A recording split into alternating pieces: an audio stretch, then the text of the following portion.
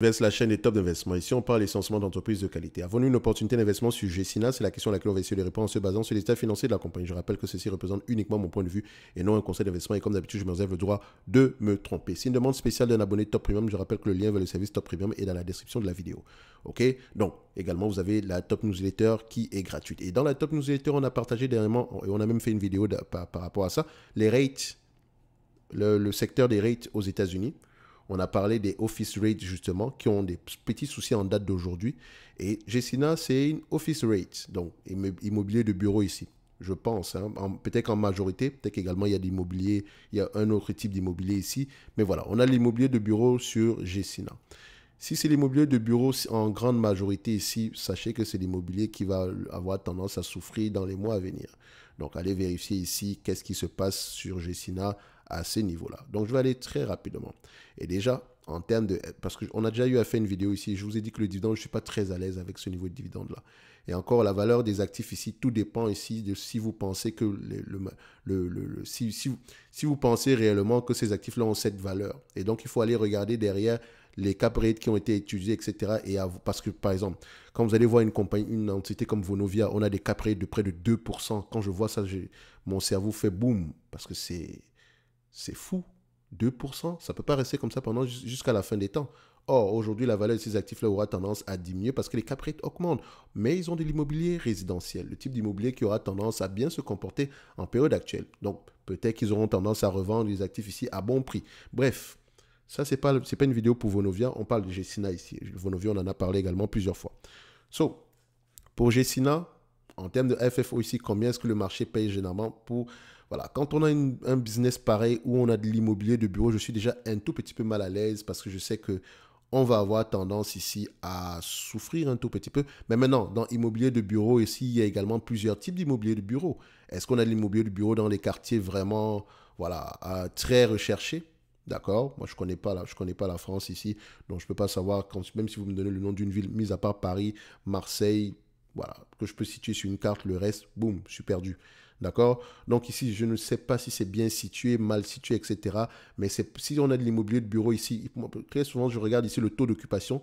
Ça me donne une idée générale ici une idée générale par rapport à l'attractivité de ces biens immobiliers-là. OK? Le taux d'occupation. Si on a de l'immobilier de bureau ici qui a un taux d'occupation aux alentours de 95-96%, c'est attractif. Et en plus, si on renouvelle des loyers dans cet immobilier de bureau-là, pourquoi pas? OK? Essayez également de regarder s'ils n'ont pas des informations par rapport au redéveloppement ici de certains types d'immeubles de bureaux ici en résidentiel. Je n'en sais rien du tout. Mais ce sont des questions à poser. Donc, comme je l'ai dit, moi je me limite aux éléments quantitatifs. Et quand je regarde ces éléments quantitatifs-là, sachant qu'on a de l'immobilier de bureau ici, je pense également ici, on a de l'immobilier de bureau, on a du résidentiel, logement étudiant.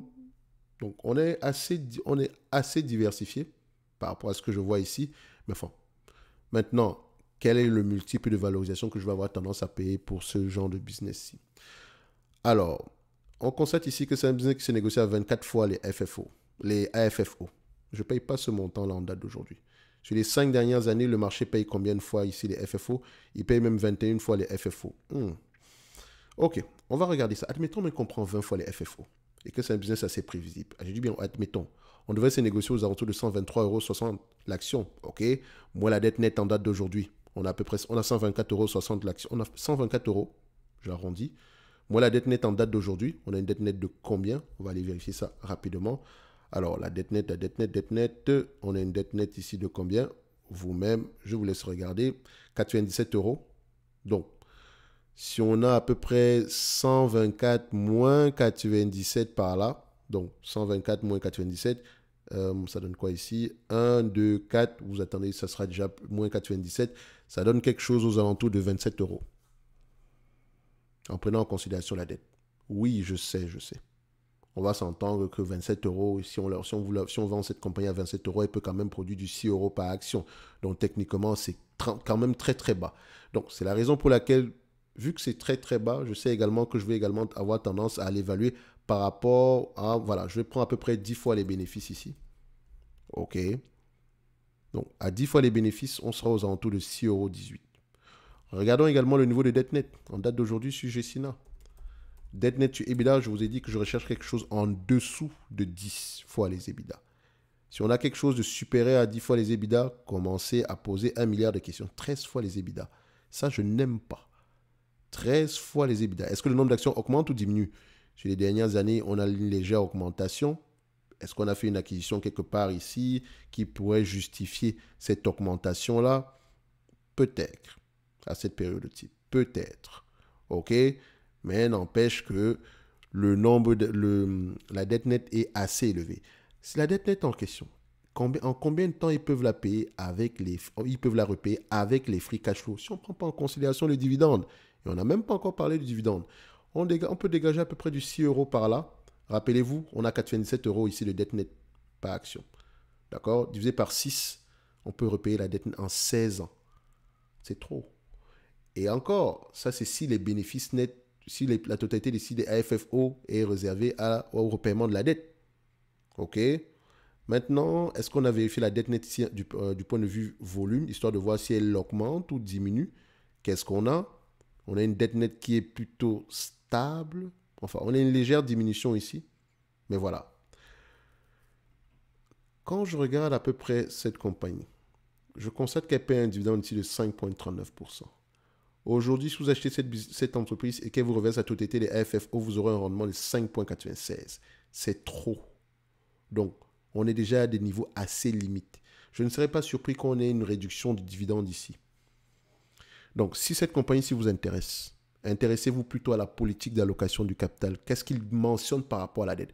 Évidemment, on pourrait avoir une dette ici qui a des taux d'intérêt assez attractifs. Par exemple, si on a des taux d'intérêt de 1-2% par là et qu'on a une maturité d'une dizaine ou bien sur 5 ans, pourquoi pas? Pourquoi pas payer ce niveau de dividende-ci? Mais il serait peut-être intelligent de commencer à préparer le futur. OK? Regardez également, on se refinance à combien? Regardez également les covenants ici. Regardez également l'immobilier de bureau en question. Regardez les taux d'occupation. Donc, il y a beaucoup de questions à poser derrière. Pour moi, le dividende de gestion ne m'impressionne pas du tout. D'accord? Les entreprises qualitatives dans ce secteur d'activité ne doivent pas. Regardez, moi j'aime Realty Income. OK? Même si je considère que le prix actuel est juste correct, sans plus. Si je l'achète au prix actuel, c'est juste parce que c'est parce que le dividende a l'air safe. Le dividende est safe au prix actuel. Je ne m'attends pas à une certaine performance du prix de l'action. D'accord? Mais regardez, on a quand même un 20%, près de 24% de différence ici entre les AFFO et le dividende versé. D'accord? Donc, quand je verse le dividende ici, il me reste encore, si on a 1 euro ici de AFFO, je verse à peu près 76% ici en dividende, il me reste à peu près 24 centimes. D'accord? Donc, il nous reste un tout petit peu d'argent. Mais quand on regarde Gecina, il ne reste rien du tout. Il ne reste rien du tout. Donc, là, quand je vois ça, ça ne m'intéresse pas du tout. Mais quand je vais encore aller regarder cette compagnie du point de vue actif tangible net par action, et comme je l'ai dit, ces actifs tangibles net par action auront tendance à fluctuer. Tangible book value ici, on voit on commence à baisser un peu. D'accord? Donc, quand je prends ici le operating cash flow, cash from operation ici, je vais juste essayer de comparer les deux. Donc ici, on a à peu près 500 millions, on a à peu près 11, 5, 7, 0, divisé par à peu près 500 millions par là. Donc ici, je vois qu'on a un cap rate d'à peu près qui va peut-être se situer, ça c'est grosso modo, je ne dis pas que c'est ça exactement, mais on aura quelque chose en dessous de 4% par là. Il faut vraiment que ces actifs soient extrêmement qualitatifs pour mériter ce niveau de cap rate là en date d'aujourd'hui. Parce que rappelez-vous, le 10 ans ici en France est de 3,8% par là, donc presque le 4% pareil. Si les taux d'intérêt continuent à monter, la valeur va continuer à diminuer ici. Donc je ne suis pas très à l'aise avec la valeur des actifs nets de cette compagnie-ci. Et encore, si elle a vraiment ces actifs nets, si ces actifs nets ont cette valeur-là, essayez de regarder au niveau de la vente de certains de ces actifs, si elle en a fait dernièrement, à combien est-ce que le marché paye ces actifs. OK? Ça vous donnera une idée de si c'est extrêmement qualitatif ou pas. Mais moi, je suis mal à l'aise avec ce dividende-là. En tout cas, ça ne m'emballe pas du tout. Gecina, pour moi, je dirais, franchement, si elle m'intéresse, je vais l'attendre aux alentours d'une 60aine d'euros par là. Pour moi, je sais que si on coupe le dividende, je suis au moins protégé à un certain niveau. OK? Mais au prix actuel, même si non, je suis un peu mal à l'aise. En tout cas, comparé par rapport à ce qu'il peut avoir dans le même segment d'activité. Même WP Carré, même si c'est aux États-Unis, regardez cette compagnie qui a décidé de spin-off sa partie office ici. OK, donc les immeubles de bureau, regardez, elle a à peu près également, elle respecte également le moins de 80% par rapport à FFO, aux alentours de 80, pas plus. Gestionnaire extraordinaire à ce point. Je sais pas, peut-être que c'est l'immobilier intéressant en plein Paris ici. En tout cas, je suis un peu mal à l'aise par rapport, cette compagnie, je la trouve pas extraordinaire. Je trouve rien d'intéressant au prix actuel. OK, je peux également me tromper. Je me réserve d'ailleurs le droit de le faire. Comme je l'ai mentionné ici, si ces actifs ont réellement cette valeur, allez-y voir au niveau de la au niveau de la revente de ces actifs-là, combien est-ce qu'ils en tirent. OK? Donc, est-ce que le dividende ici, il est safe? Oui, c'est sûr qu'il est safe, mais je pense que on est à la limite là depuis plusieurs années. Je ne sais même pas comment est-ce qu'elle arrive à faire ça depuis plusieurs années, mais je pense que c'est un business. Comment est-ce qu'elle va rembourser la dette ici? Sauf si elle revend certains de ses actifs. Donc j'aurais même une question à poser par rapport au remboursement de la dette ici, vu que la dette a légèrement diminué. Est-ce qu'on a vendu certains actifs ici? Donc il faudrait aller vérifier. Bref, Gessina, ça ne m'emballe pas du tout. Dans tous les cas de figure, ce n'est que mon avis. D'accord? Je vous laisse ici aller lire les rapports financiers comme d'habitude. Et on se donne rendez-vous sur la prochaine vidéo. Merci. Un like, un abonnement, un commentaire, ça fait toujours plaisir.